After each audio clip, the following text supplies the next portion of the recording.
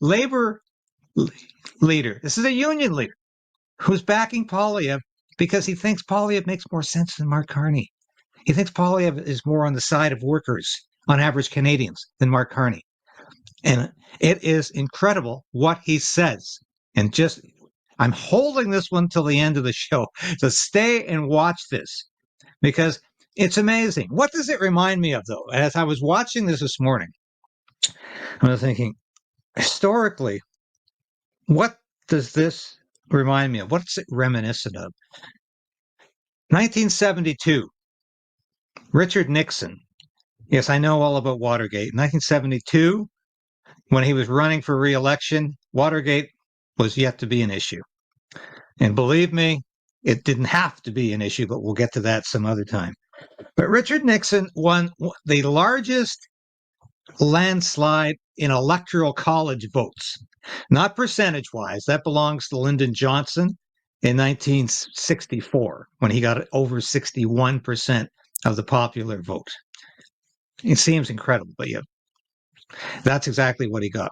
Richard Nixon was well over 50%, well over 55% of the popular vote in 1972, but he won every electoral college vote except the District of Columbia. And of course, George McGovern, senator from South Dakota, was his opponent in that race. And McGovern was so far left on issues, just like Mark Carney is so far left on every issue, although he's pretending he's not. But Richard Nixon attracted what was called the hard hat vote in 1972. Now, yeah, that's exactly what you probably think it is. It's unions, labor leaders, and rank and file blue collar workers, because they say, hey, Richard Nixon's making more sense about crime, and crime was a big issue in 1972. And Richard Nixon said, if you put the Democrats in, crime is going to go way back up like it was prior to my election in 1968.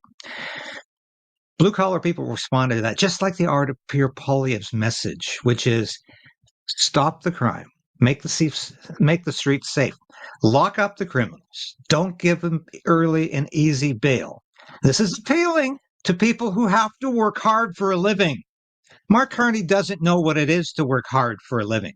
He's been an elite for so long, out of touch with average people, hobnobbing with the likes of Ghislaine Maxwell, the Confederate of Jeffrey Epstein, hobnobbing with the likes of King Charles III. His brother is the chief operations officer at Prince William's estate. This is where Mark Carney comes from. Detached, uninterested, completely non-empathetic elites. And Pierre Poilievre is breaking through. This is going to be a positive broadcast today. Who else appealed to the hard hat vote as a conservative? Ronald Reagan in 1984. Reagan won a huge landslide in 84.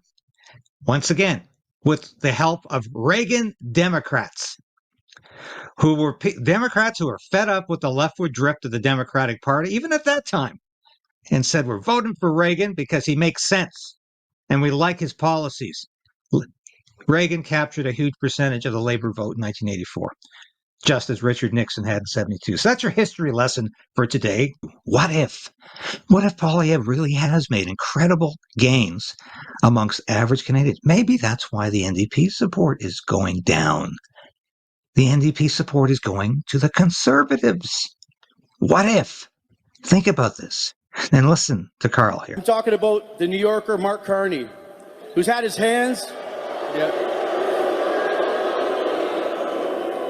That man had his hands up the back of Justin Trudeau's shirt for a long time, wiggling his fingers and moving his lips.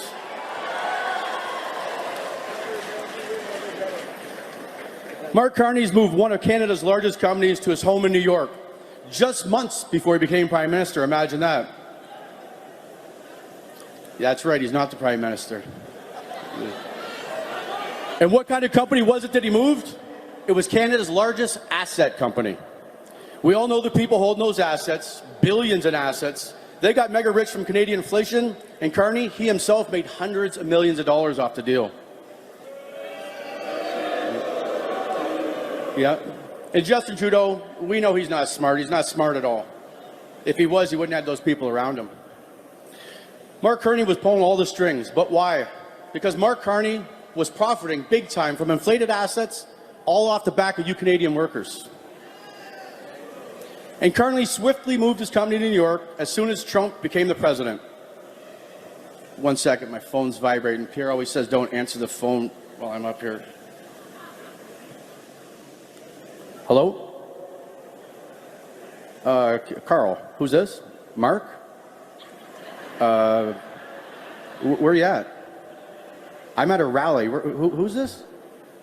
No, I don't need a bike.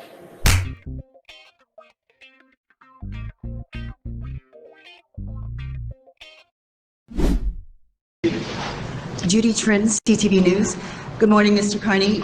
You were at the helm of a company that quite clearly registered much of its business in Bermuda to avoid paying taxes, including, as CTV News reported, registered to an address of a bike shop in Bermuda. You have said that this is the way the world works. What are you talking about? I bet you did get a good deal. Now that is inspired.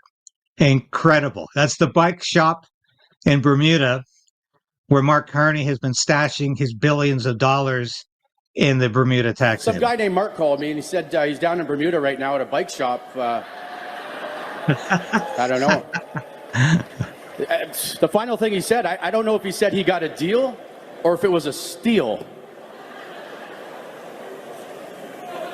Mark Carney also failed to pay $5 billion in Canadian taxes by hiding his company's assets in Bermuda above what? The bike shop.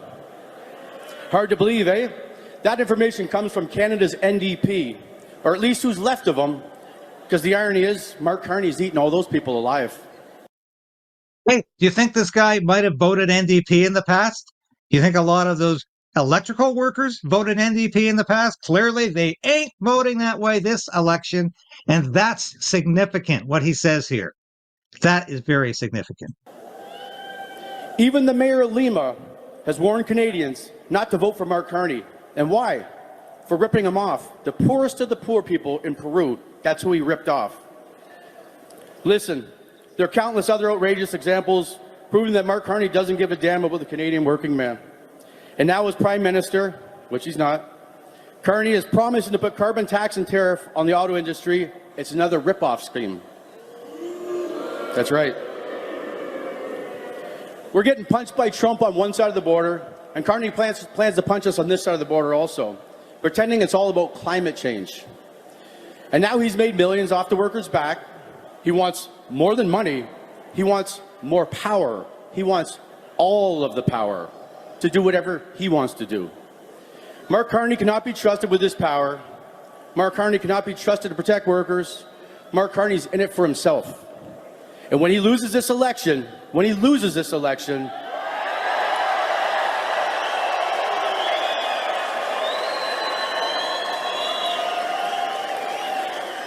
you can bet Mark Carney is going to leave Canada in a New York minute. But there's hope. There's hope. There's our last hope. His name is Pierre Poilievre.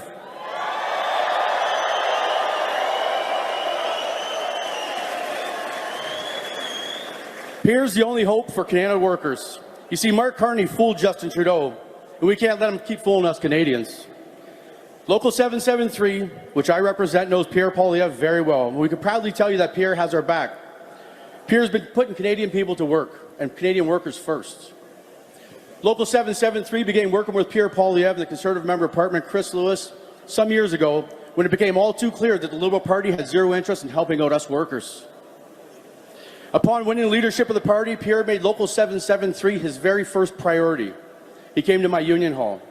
Pierre made the Local 773 visiting our training center, and he met all our workers.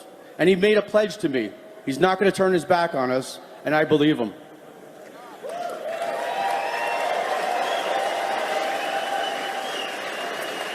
Pierre was a keynote speaker at the 105th gala I held for the International Brotherhood of Electrical Workers some years back. And back when he was there, he was the only politician warning everybody about the runaway spending in Ottawa. And nobody really listened to him. Nobody really got it. And after the devastating effects of inflation on our workers, look what we have right now. Over the last Liberal decade, Trudeau and Carney invested next to nothing for workers. That's why Pierre Poilievre has promised, and if you've seen it come out today, 350,000 tradesmen he's going to train on a federal level. That's just the beginning. We have 2 weeks to go as of today until the April 28th election. Can this be turned around? You bet. In fact, I don't believe it even has to be turned around. I do believe the polling has been skewed. And I do believe Poilievre has made deep inroads into NDP territory with organized labor that usually goes Liberal if it doesn't go NDP. So there is massive hope here. I'm going to end this broadcast with Pierre Poilievre's remarks at this Windsor rally, because I think they're very invigorating. That 80% of our oil will have to stay in the ground, which means that's like burying our biggest and most important financial asset. This is a great way to make us even more reliant on the Americans, but that's the choice in this election. Do you want, after a lost Liberal decade, to keep our wealth in the ground, block our resources, and depend on the Americans for a fourth Liberal term? Or do you want to unlock the power of Canadian energy, Canadian mines, Canadian steel, and bring it home?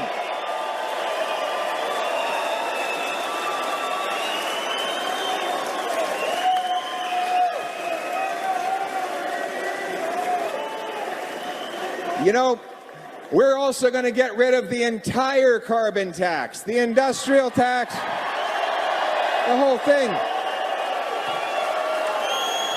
Axe the tax.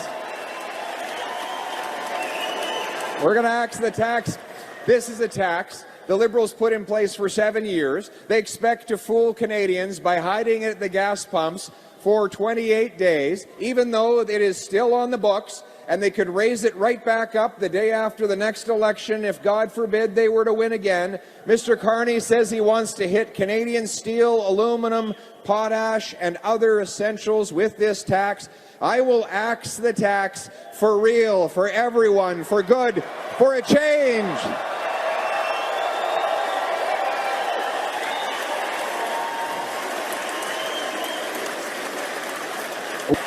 And we will cap population growth so that it is always below the growth in the housing stock, the job market, and in our healthcare system.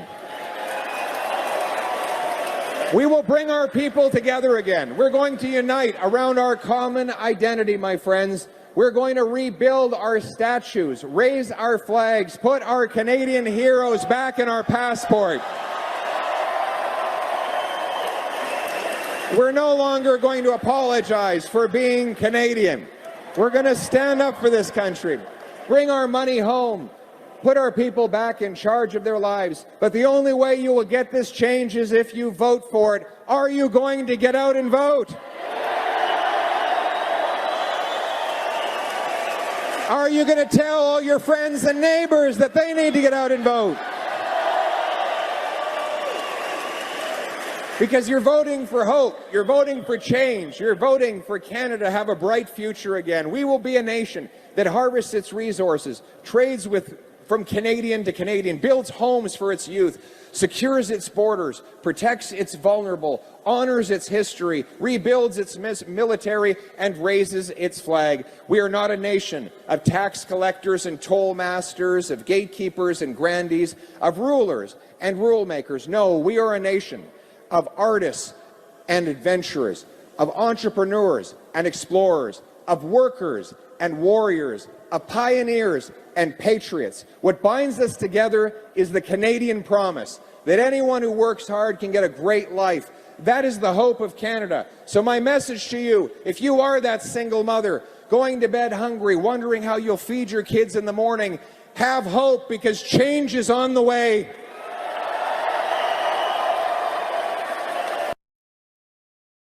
Change is on the way, and there's reason for hope.